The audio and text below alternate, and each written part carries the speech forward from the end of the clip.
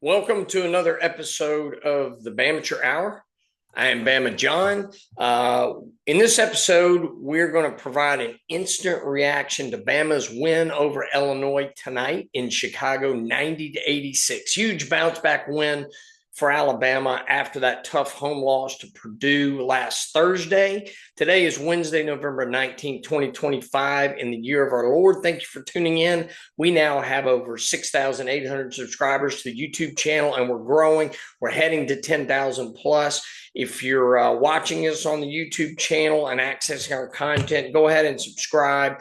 Like, follow, hit the notify button. Thank you for joining us here tonight. If you're accessing us on the various other podcast outlets, please subscribe, like, and follow us on the various podcast outlets, whether it's Apple, Spotify, iHeart, RSS, and the like. All right, great win tonight. Alabama gets the win 90-86. It really was a tale of two halves. At halftime, Illinois led 42-41, and the game in the first half was really played at the pace that Illinois preferred, more of a half-court offense. They don't want to get up and down the court as quickly as Alabama does. They want a more controlled pace, and they did a good job of doing that. They had as much as a 7-point lead on Alabama. Alabama never had a lead in the first half, but Alabama fought back after getting down 7 and was able to go into the half only down 1. So great job by Alabama to go into the half only down 1. As we went into the half, Taylor Ball-Bowen had 8 points. Amari Allen had 8 points and 5 rebounds. Houston Mallette had 6 points. LaBaron Philon only had 5 points in the first half. As Alabama just fought tooth and nail to keep up with Illinois and to keep it close. And going into the half for Illinois, Mirkovic had 10 points and 7 rebounds. Stojakovic had 12 points, and Wagler had 7 points. So at the halftime, it was good that Alabama was only down 1. It was really anybody's game at that point. Then coming out in the second half, it really was a tale of two halves as Alabama really turned it on, was able to speed up the game, get more breakouts, more fast break points.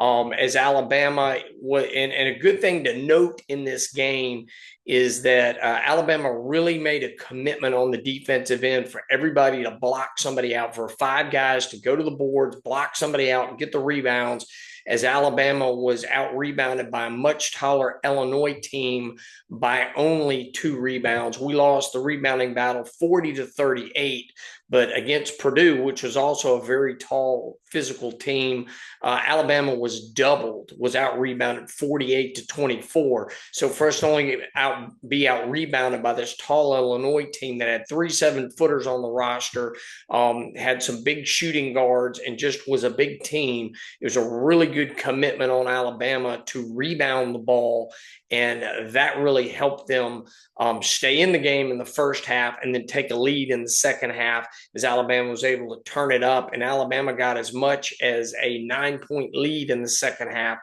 then was able to hold on and close it out. Alabama only committed 10 turnovers in this game. So again, they valued each possession. They worked the ball well. Their shooting percentages weren't great, but they were okay. But Alabama didn't turn the ball over 15, 20 times and just hand the ball back to Illinois. They valued each possession and did a good job of working the offense. And in the second half, as Alabama came out and then took a lead, got their first lead, and then extended it to 9 points, LaBaron Philon really was on fire as he only had 5 points in the first half, but he had 19 points in the second half to lead Alabama to this win. Philon ended up having 24 points, had 5 assists, and only 1 turnover, played a great second half.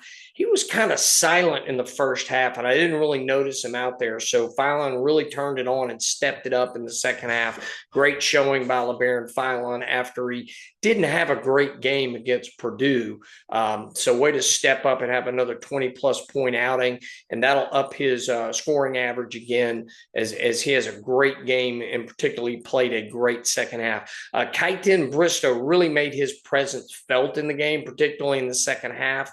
as Bristow was out there much of the second half, was very active on defense, played great defense. He had 10 points, he had 8 rebounds, and lots of energy, was altering shots, and just making life difficult for the Purdue player. I mean, not the Purdue, the Illinois players out there. Taylor Ball Bowen had 12 points, 3 rebounds, 2 blocks, as he had a solid game.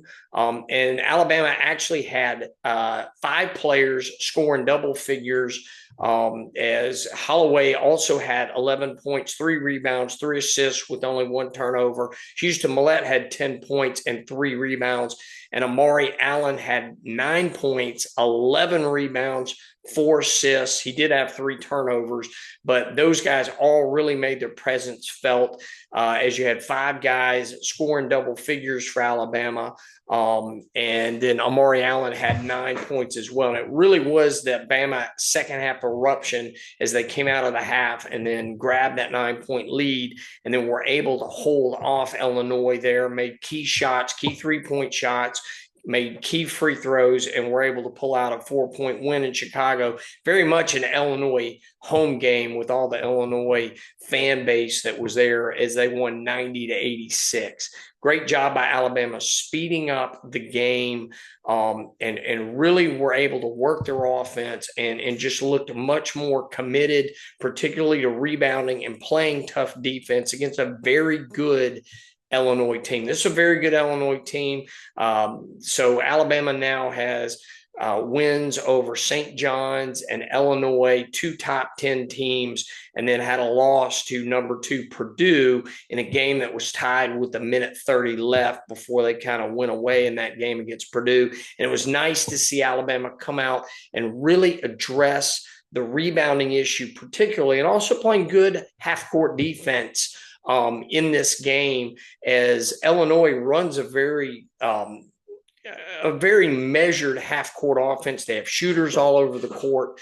And after seeing Purdue was really a great warm-up for this Illinois team, because we really saw the type of things we needed to be prepared for against Illinois by having to play Purdue in the previous game. And whereas we failed to rebound and also to stop Purdue in the half court at crunch time in that game, we're able to rebound much more effectively in this game, and also able to handle that very structured half court offense that Illinois ran with shooters all over the court. We did a great job, and we're able to get the win and score key baskets when we need to, get rebounds, and get enough stops on the defensive end to get the game. It really was a high-level game between 2 top 10 teams and 2 teams that are legitimately Final Four contenders. I really do think Alabama is a top 10 team. They're going to contend to be a Final Four team at the end of the year, barring injuries. It's really nice to get Bristow back. He really added a lot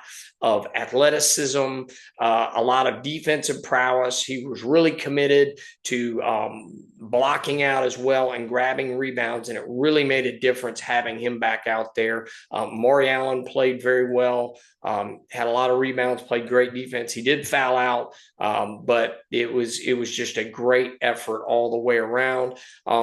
Illinois was led by Stojakovic with 26 points. If you remember that name, his father, Peja Stojakovic, was an all-star NBA player, Eastern European great shooter, and his son is truly a chip off the old block, as Andre Stojakovic was really tough for Alabama to handle, and he is a chip off the old block, great player.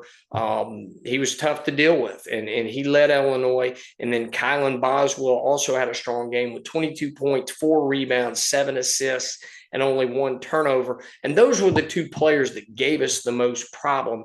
Alabama was really able to limit the other Illinois players, and they have a talented roster with shooters and length, able to really work on the boards and to work the ball in the half court. And no one else on Illinois' team scored more than 11 points. So we really only had 2 players that were really able to effectively score against us. And then we had trouble shutting down as we shut down the rest of the Illinois team and were able to pull out the 4-point win. So great win by Bama. Great commitment tonight to playing tough defense, to blocking out and rebounding on the defensive end of the court, as we only lose the rebounding margin by 2 points. Bristow and Amari Allen were particularly effective rebounding, and they led the Alabama rebounding effort, which was critical in getting this win. Okay, now this tough schedule that Alabama basketball has continues. Next up for Alabama is a game against the undefeated 13th ranked Gonzaga Bulldogs on Monday, November 24th. That'll be another great test for this Alabama team. Based on how we did tonight and how we did against St. John's, I think we've got a real good shot at beating Gonzaga as well.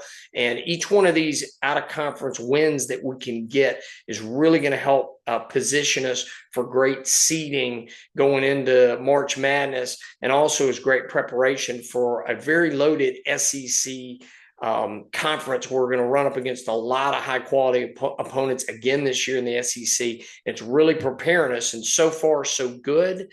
I like the trajectory of this team. We're battle tested. We're passing these tests. Certainly it would have been nice to have been able, when it was tied against Purdue, to have figured out a way to win that game. But I think we learned a lot in that loss, and we came back. And a lot of the mistakes we made in that Purdue game were corrected in this game. So hats off to Nate Oates and his staff for getting us ready. Great win by Alabama. So that is my instant reaction after watching this great win. Thank you for listening. Subscribe, follow, like, hit the notify button wherever you access the podcast. If you access us on the YouTube channel, please go ahead and subscribe, like, and hit the notify button. We will be back and we will do a more in-depth look at this game with the other Bamateurs later this week. We'll do an instant reaction to the Alabama game over Eastern Illinois. I'm expecting a win, but we'll do an instant reaction to that. And then we'll start preparing for Auburn week, as it's a busy next week with it being Auburn week, with it being Thanksgiving, and also with more hoops games such as the Gonzaga game. So there's a lot to talk about, and we'll be back to talk to you soon. Thanks for listening. God bless, and roll Tide.